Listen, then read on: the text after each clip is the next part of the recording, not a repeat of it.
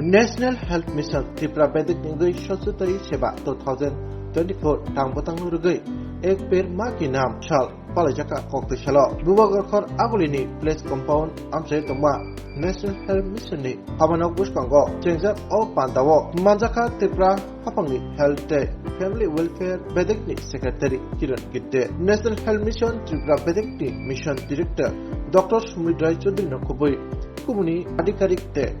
Shego Khenero Panantini Willero Kasha Kokchap Pandak Lajakoni Arakok Naraka Shakham Vedic ni Secretary National Health Mission ni Director Nakubui Kuni Anuro Lokobuska Kokna Tani Shakham Tai Nukung Hamkrai Vedic ni Secretary Kiran Gitte Shaka Shakman Kaham Tongner Bagai Pachota Haikaba Shapsutra Tongmani Belaikeno Nakubuni Shapsutra Tongyawi Letapataka Tongke Bororok Dipurupano Hamyak Laimano Borok Shak Hamya Mangno Ngijongnai Kokno Wansupino National Health Mission Tripura Vedic Agartala Shimiya Hashtag Nangai Obdi Hai Sochota Tangbatang Naharitongo Tongkono Kaham Tongnan Bagai Shapsutra Tongnani Belakino Nangmani Obdi Hai Nishakabo Panda Nikutar Majaro Jotto Manjanai Rokno Sochota Haikaba Khor Kaham Tongnani Shapsutra Tongnani Bagai Samai Changlekha Aban Logulogi Habanokni Jotto Palmiri Habanok Barendarok Haino इस साल जो theme दी है वो है स्वभाव स्वच्छता संस्कार स्वच्छता। मतलब हमारे स्वभाव में ही स्वच्छता का एक गुण तैयार हो और हमारे दैनंदिन रूटीन कार्यक्रम में ही स्वच्छता दिखे और इस स्वच्छता का संस्कार भी हम आने वाले पीढ़ियों में हम लोग करें और वॉलंटरी एफर्ट्स और कलेक्टिव एक्शन इसमें बहुत जरूरी है। जैसे कि आज हम लोग यहाँ पे स्वच्छता करेंगे, श्रमदान करेंगे। दूसरा मैसेज जो इस साल दिया गया प्रधानमंत्री महोदय ने कि स्वच्छता की भागीदारी, ये सिर्फ गवर्नमेंट का काम नहीं है, सिर्फ म्युनिसिपैलिटी का काम नहीं है, बल्कि इसमें सभी हमारे नागरिक, हमारे समाज के अन्य संस्थाएं जो है वो भी इसमें भाग ले और जो हमारे सफाई मित्र है उनकी सुरक्षा के लिए भी कुछ गाइडलाइन इस साल दी गई है।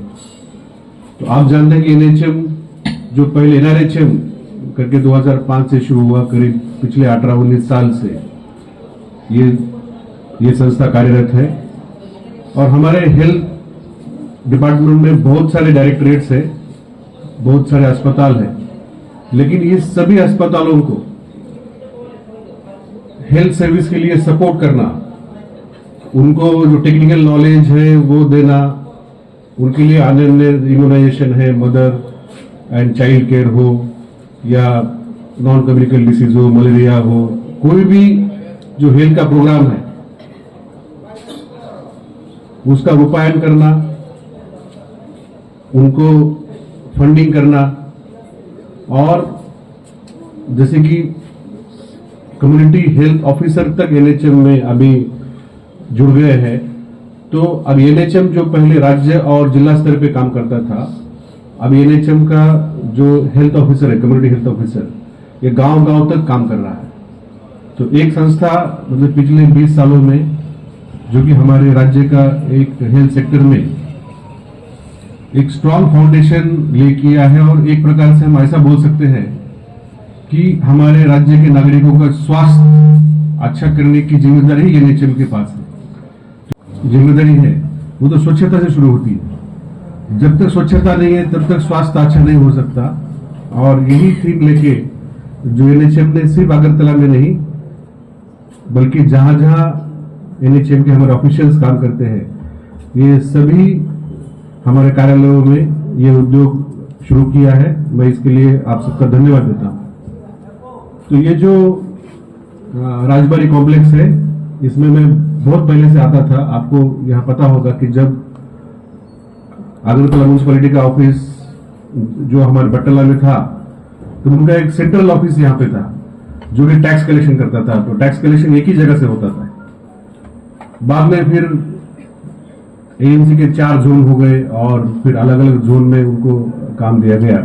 और फिर सेंट्रल जोन जो यहाँ पे आरसीएसआर का ऑफिस था, वो ऑफिस फिर हमने उसको सेंट्रल जोन नाम दिया और बाकी जोन को अलग अलग करके फिर वो सिटी सेंटर में चला गया। तो एएनसी जब मैंने 2009 में ज्वाइन किया था, तो आप जानते थे कि अगरतला का तब हालत क्या था। तो जो कचरा था वो ओपन ट्रैक्टर और ओपन ट्रक में लेके जाते थे और बिना प्रोसेसिंग किए हापाने में डंप करते थे। तो मुझे याद है कि तब हमने central pollution control board Bharat सरकार के साथ फिर हमने पूरे शहर का स्टडी किया कि हम किस तरीके से अगरतला को स्वच्छ कर सकते हैं। तो सबसे पहले हमने हर एक घर में हमने डस्टबिन दिया। फिर जो स्टील का कंटेनर आज आपको दिखता नहीं है, मैं उसका कारण बताऊंगा आपको, वो हमने हर जगह पे डंपिंग होता था ओपन, वहां हमने रख दिया। करीब 100-200 मीटर पे एक आपको कंटेनर मिलता था। फिर ओपन ट्रक में कचरा जब हम ले जाते थे तो हवा के कारण पूरे शहर में डस्ट आता था। तो उसके बदले में हमने कॉम्पैक्टर लाए। एक ट्रक में कितना 1 या 2 टन कचरा जाता था, लेकिन कॉम्पैक्टर जो है बाद में आए, उसमें एक कॉम्पैक्टर में करीब 8 से 10 टन कचरा कॉम्पैक्ट करके ले जा सकते हैं। फिर उसके बाद अगरतला शहर में जैसे कि समझो और थोड़ा सामने जाइए, जो हम कर्नल जोमिनी से बिल्कुल करता है, यहाँ पे ओपन ड्रेन था, गौरा में ओपन ड्रेन था, काफी जगह ओपन ड्रेन था, वो सब ओपन ड्रेन बंद किए गए। फिर वो जो ड्रेन बंद हो गए उसको सफाई कैसे करे, तो आपने देखा होगा बड़ी बड़ी गाड़ियां हैं हमारे शहर में, उसको बोलते सुपर सकर, जो कि पहले बॉम्बे में वगैरह होते थे, वो हमने लाए। फिर हपानिया का जो डंपिंग ग्राउंड था उसको बंद करके हमने देवेंद्र चंद्र नगर डीसी नगर में बड़ा वहां पे सॉलिड वेस्ट प्रोसेसिंग प्लांट लाया। फिर अभी कि सब कचरा देवेंद्र चंद्र नगर में ना जाए, वो भी उसकी मर्यादा है। इसलिए अभी कि जो हमारे एसएचजी मेंबर घर घर से कचरा लेते हैं, आपके घर से भी लेते हैं, उनको हमने हर एक वार्ड में हमने कचरा सेग्रीगेशन करने के लिए हमने प्राइमरी सेग्रीगेशन सेंटर बनाए, ताकि वहां पे ऑर्गेनिक मैटर अलग अलग करते हैं और बहुत सारा कचरा रिसाइकल होता है। अब इतना रिसाइकल होता है, वो जो हमारे जो कंटेनर थे रास्ते के ऊपर जो दिखते थे, वो भी रखने का जरूरत नहीं है। तो अभी क्लीनिंग प्रोसेस जो है अगरतला का इतना स्मूथ हो गया है कि अगरतला में आपको कंटेनर रखने का जरूरत नहीं, डायरेक्टली हम लोग घर से प्राइमरी सेग्रीगेशन सेंटर और वहां से हमारे कॉम्पैक्टर से ले जाते हैं। तो अगरतला म्युनिसिपल काउंसिल ने, बाद में कारपोरेशन हुआ, जिस तरीके से स्वच्छता का अभियान उन्होंने किया, उसी तरीके से उनका जो काम करने का जो तरीका है, जो एडमिनिस्ट्रेटिव कल्चर, वो भी चेंज हो गए।